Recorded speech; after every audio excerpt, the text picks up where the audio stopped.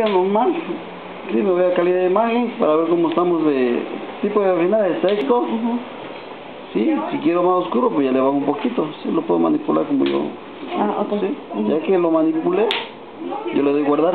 Siempre que vaya a hacer una modificación, le doy a guardar. Okay. Sí, si yo quiero un poquito más, le puedo manipular también. Le doy guardar. Sí, y ya me voy aquí a copia. Ya puedo hacer, no sé, quiero 50 copias y ya le doy a estar. Sí. Esa es calidad de imagen. Con esto vamos a seleccionar nuestras bandejas. Si se fija, aparece 1, 3 y 4. No tenemos la bandeja 2. Tenemos 1, 2, 3 y 4 bandejas. Sí, 5 con la especial. Nos vamos a donde dice más y ahí me aparece la bandeja 2, que es 8.5 por 13.5.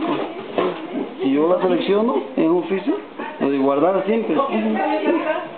Ahorita, por ejemplo, si yo saco mi bandeja, se me acabó el papel y le meto más. Al cerrarla me va a pedir que cheque el tipo de papel. Es 8.5 por 13.5, quiere decir que está bien. Entonces ya nada más le doy confirmar. Confirma y ya está.